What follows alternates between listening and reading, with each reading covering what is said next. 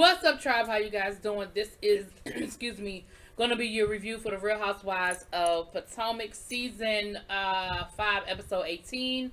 Go ahead and hit that subscribe button. I hope you like this video. So we start this off with Karen meeting with her business partner slash hairstylist, and we find out that he's the person that's sort of behind the wig line. Like, you know, people irritate me when they act like this stuff is new, right?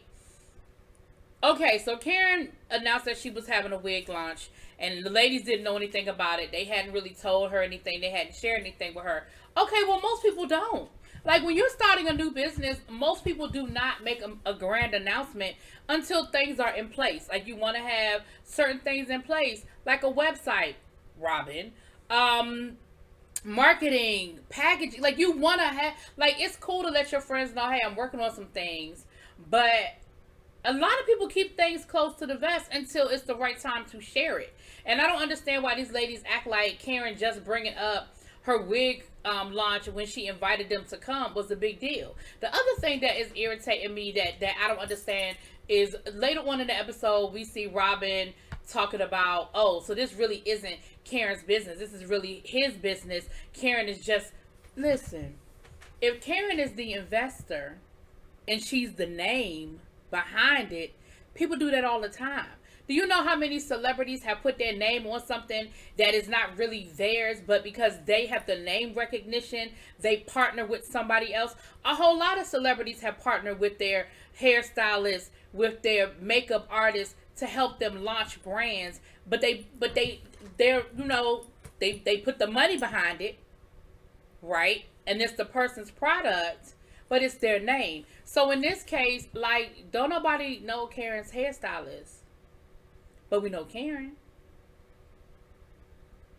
Y'all don't understand why y'all act like this is a big deal. It's just not that serious. Anyway, then we have Ashley meeting up with Monique for lunch. You know, they're back from Portugal. They got baby Dean. You know, and it was Chase's birthday the week before. Ashley said she didn't make it to the party because you know, her and Michael just were having a bad day, and it just wasn't a good opportunity, a good moment for her to leave the house. They probably was in the middle of arguing, honey. They was in the middle of arguing, and Ashley just couldn't get herself together. Because, you know, when you go to events like that, you got to put on a brave front. You know, you got to get the baby together. You know, you're going to be around a bunch of kids. You're going to be around a bunch of family. You got to smile and make sure everything. Listen, and she just might not have felt like doing all that day, okay? She wanted to walk around in some sweats and a baggy t-shirt with no bra on. Her hair probably all over her head, no makeup. Probably eating some popcorn, watching a sad movie on Netflix, okay? That she just wasn't in the mood to be around all them people. But she still bought a gift, you know, for baby Chase. Now we find out Karen came to the party, honey, and Karen was drinking. You know why Karen was drinking? Because Karen liked Monique. She don't like y'all like that. She also knows that if she does slip up and say something that maybe she doesn't necessarily want to say, or maybe she probably shouldn't say, guess what Monique ain't going to do? She ain't going to throw it back in her face. She ain't going to blackmail with her later. She not going to tell all her business, okay? So, you know what? On one hand, Karen, she just ain't feel like being around, and I said it last week, and Karen actually said it later on in this episode. She said, you know, when somebody says they're not drinking, that should be okay. That should be okay. But every time we went somewhere and we sat down and it was like, are you going to drink? Are you going to drink? Are you going to drink? Are you going to drink? And it was like, y'all were almost like y'all was trying to set me up. Now, I don't think that was the right words because, of course, then they was like, set you up on what, Karen? What you mean we were trying to set you up? But I understood. I said that in my review last week. I understood exactly what Karen was saying. Y'all don't know why Karen stopped drinking. It could have been something as simple, like she said, I had a ulcer flare up. People who have ulcers, if you understand, when you have an ulcer, sometimes are better than others. Now, probably if she got an ulcer, she probably don't need to be doing a whole bunch of drinking. But maybe before they got on the plane to Portugal, something flared up. Now, I do think ultimately she just didn't want to get drunk around it because she didn't want to say something she didn't mean, because she knew she was in shark-infested waters. Like, I do believe that's what it was. But at the end of the day, that should have been okay. That should have been okay. But whatever. So then Ashley brings up well, I think Monique brought up the wig party, and she was saying, yeah, Karen's been asking me to go. Ashley was like, what? Excuse me? Ashley said, well, when we were in Portugal, she told us she wasn't going to invite you. Monique was like, oh, really? Well, well, she invited me, and okay. And Monique said it did hurt her feelings a little bit to find out that Karen had said she wasn't invited, because she's a supporter of Karen, but she understands. Like, she does understand the position that Karen is in. Now, I'm gonna say this: Ashley being Ashley, she called Karen and said, well, listen, let's just get to the bottom of it, because that ain't what she had said. So she calls Karen on the phone. Now, Karen, this is where me and you part ways, okay? I have been riding for you, Karen. I've been defending you, Karen. My people been coming for me. They've been telling me that I was wrong, Karen. I've been working with you. I've been doing this with you, Karen. Karen. Now, why you tell that bold-faced lie? Karen said that she never said that. Karen said, well, I didn't say I didn't invite Monique. No, I didn't say that. What did you say? How did she word it? Because she played semantics. She told, the ladies asked her point blank in Portugal, was Monique coming? She said that she wasn't going to, whatever it was, she lied. Shit, I don't remember how she said it now, but she lied. She said that she ain't invite Monique, and yes, you did. You clearly invited Monique, and then she tried to say, well, I don't remember it happening like that. I remember it being X, Y, and Z. Karen, you lied, okay? And then I was still sort of rocking with you until we get to the end. I'm gonna get there in a minute. Let me finish going through the rest of this minutia. Okay. Juan and Robin looking at a house. Whatever. Don't mean nothing. People look at houses all the time. Hell, I probably looked at 20 houses before I bought one. So them looking at a house don't mean nothing. It is what it is. It was a cute house. It was cute. Okay. Giselle and her girls. Now, this is the clip we've seen all week about it's Grace's birthday. She's turned to 15. She got Grace. She got the twins. And, excuse me, y'all. They down to Uncle Julio's, child. They down to the Uncle Julio's. And Giselle brings up, she said, well, your dad is coming up for the holidays. He's going to stay with us for about a week. Baby, one of her girls, I don't know which one said it, was like, why?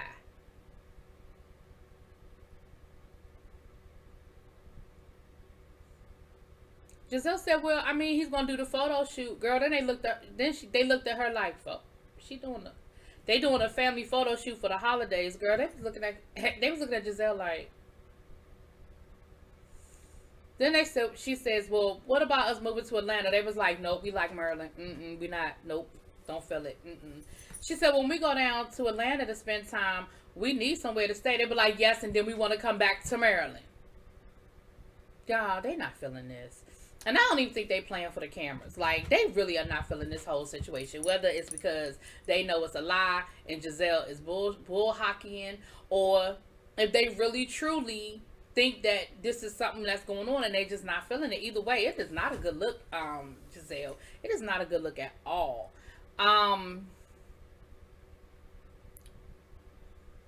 She says, well, my girls are just very protective of me and they don't want to see me, they don't want to see me with somebody that's going to hurt them. But at the end of the day, that's their father and they just going to have to deal with it because me and Jamal are dating and ain't really nothing they can do or say about it.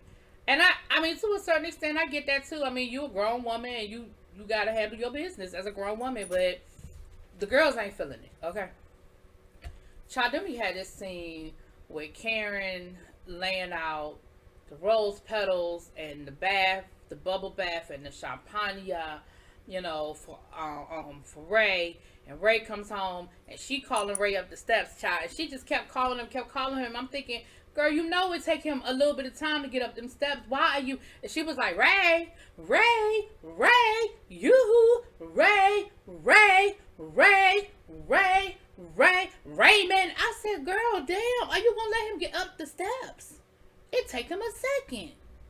Okay?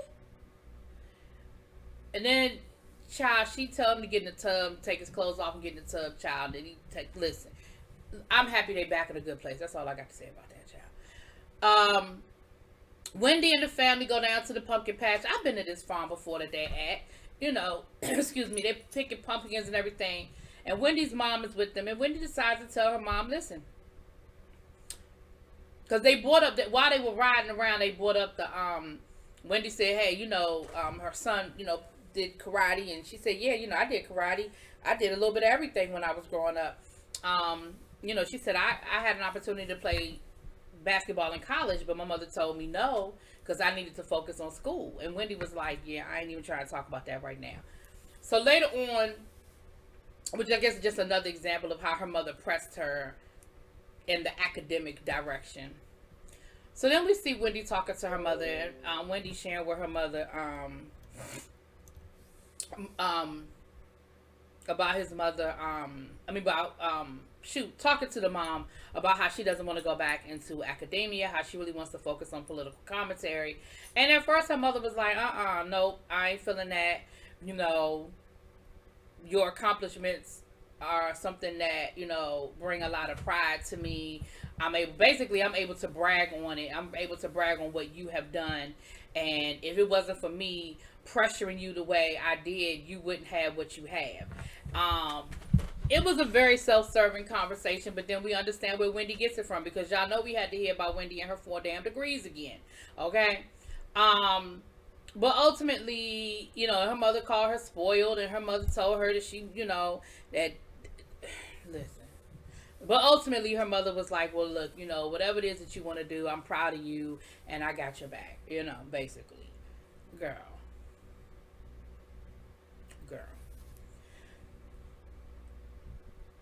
Excuse me, I'm sorry. At the end of the day, yes, you know, we want to make our parents proud, but at a certain point, you know, parents have to let go. Like, you a grown woman, you good and grown with 3 whole kids. You know what I'm saying? Like, you are good and grown. And at a certain point, your mama gonna have to just deal with that and accept it and move on. It just is what it is, child. Then we see Ashley cooking dinner for the family, child. And her mama and Uncle Lump came through. And they basically let Michael know, like, we wasn't really feeling it. We don't like the fact that you hurt our daughter, and we don't appreciate it. And, you know, we need you to, get it together. Like, don't let it happen again, basically. Like, they put him on notice, and, you know, Michael went to apologize, and they was like, you ain't got to apologize to us, you know, just don't do it again. Like, I don't really want your apologies, we just don't want you to do it again. Like, just, the behavior just can't happen again, you know. And of course, y'all know Michael, he said all the right things, and he apologized and all that good stuff, child. It is what it is. It is what it is. Surprise, surprise, Jamal Bryant did not make it to the photo shoot. His flight was late coming from Guyana. Then he missed his flight to DC from Atlanta. And so he is not there for the photo shoot. And Giselle is acting like it doesn't bother her. It's not a big deal. Her stylist seems like he's more upset about it than she is. And she was like, well, I just have to prove to my girls that, you know, you can't just let, you know, you can't let this fool you. And I mean, not fool you, but hold you down. And when something happens or you get disappointed, you got to keep going. And yes, I want him here, but, you know, what I'm going to do about it? We're going to, you know, I wasn't going to let that monkey stop this show. We're going to still have this photo shoot. So my thing is this. And then when he called, honey, he was getting a manicure. So this is what I'm going to say about this. I'm going to say a couple of things. First of all, the producers even asked Giselle about it, and she was like, what? I mean, of course I'm upset, but what y'all want me to do? Lay down in the fetal position and cry? Like, that's just not who I am. That's just not my nature. This is what I'm going to say.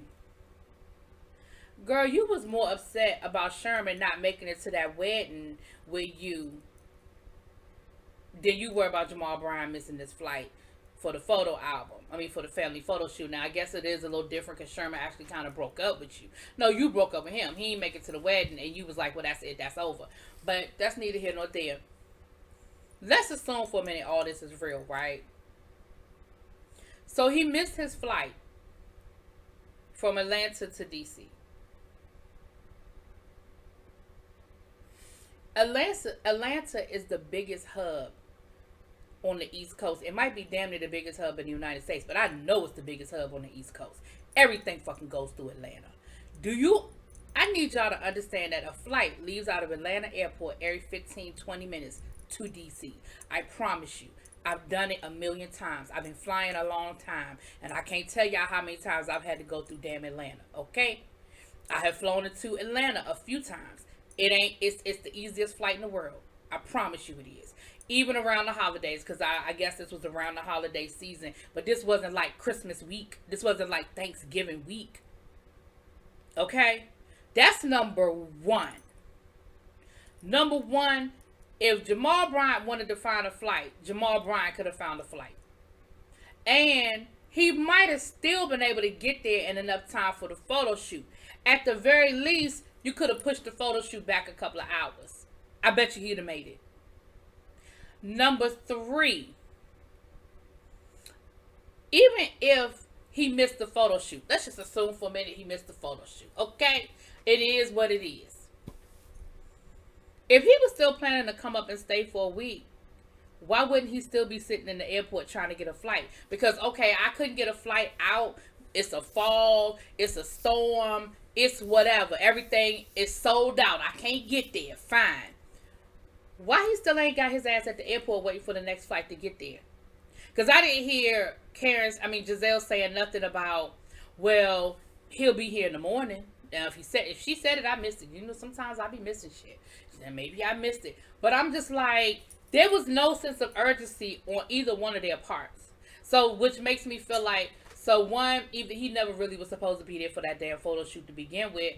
Or two, he was supposed to be there for the photo shoot and didn't give a damn about missing it. But he wasn't really going to be there for no whole damn week. Like, something just wasn't right with that. Again, if he was supposed to come and spend a week with you and he missed his flight, you get on the next damn flight. And the other thing, they not that damn expensive either. Push come to shove. Push come to shove. At the very, very least, get your ass in the car and drive.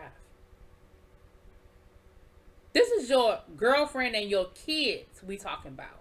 Get your ass in the car and drive. I've driven to Atlanta before. A couple of times in my life. Get your ass in the car and drive. Whatever. So, anyway, we're at Karen's wig party, child.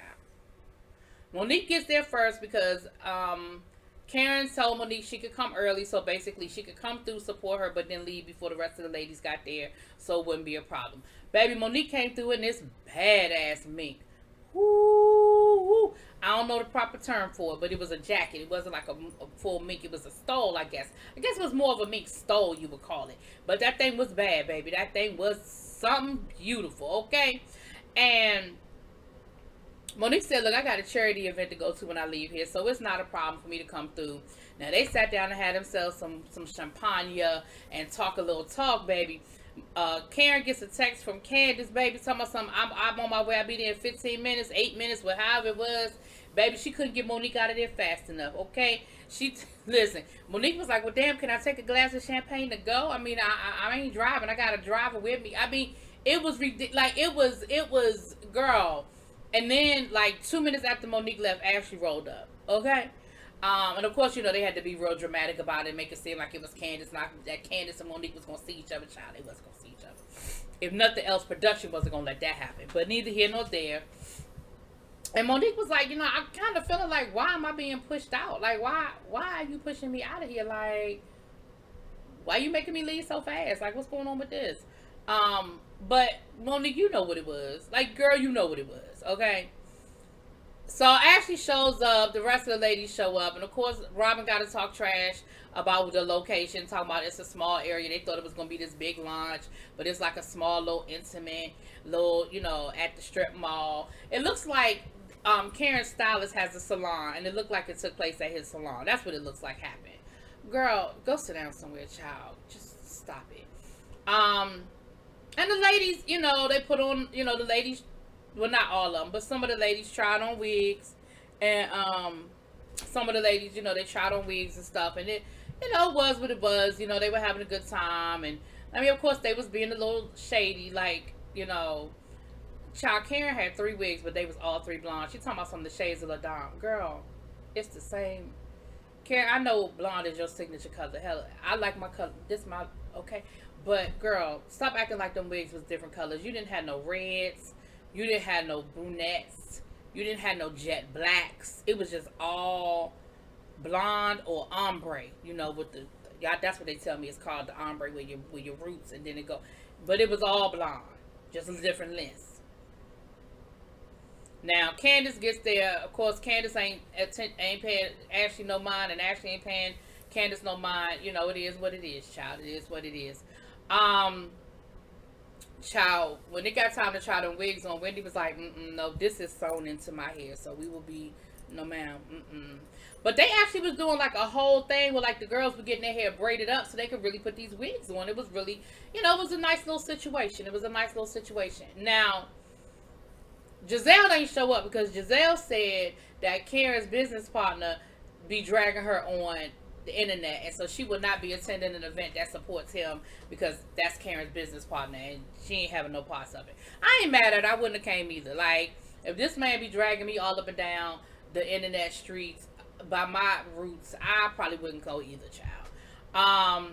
Ray showed up with the flowers. He was there to support Karen, and that was a sweet thing or whatever. Now, somewhere in the conversation, Ashley lets it be known that Karen not only invited Monique, but Monique was actually there before Candace got there. Child, them ladies tried to come for Karen. Karen said, okay, see, this is what I'm not going to do. Okay, I have guests. Y'all not going to embarrass me. And as a matter of fact, me and Ray, we have other things to do. Baby, Karen got her coat.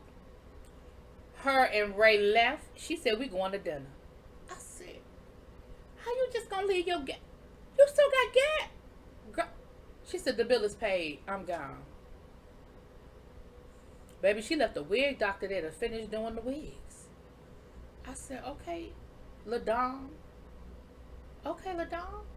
Now, she did it nice. She had the launch coincide with this event. So, like, at a certain time, the website went live while they were all there together so they could pull it up and look at it and everything. And she had a little presentation video. That part was cute. Like, the whole thing was cute to the end when the ladies tried to come for her and Karen said, I'm about to exit stage, left on that ass. Now here, Karen, is where I said I was with you, but you lost me. Karen. So Karen leaves. The ladies are outside talking. Ashley, Robin, and Wendy and Candace are outside talking, and Candace says, well, I didn't want to say anything and add more fuel to the fire, but Karen asked me to come early because Ashley was letting them know, look, Monique was here, she was here early, but she left because, and Karen did say, yes, Monique was here, but I didn't want, I had her leave early so that y'all wouldn't run into each other. I'm trying to be respectful of everybody's situation. Candace said, but Karen actually asked me to come early. I mean, I was running late and I didn't get here, but she actually asked me to come early. So it's like, Karen, were you trying to create a situation where the two of them would be together so that they could, talk it out or whatever? Then Ashley said that she talked to Monique, and Monique has said something to Karen about wanting her to come and stand her ground and be able to tell her story since everybody else is telling the story for them. Now, her energy didn't match that. Okay? Her energy didn't match that. Okay?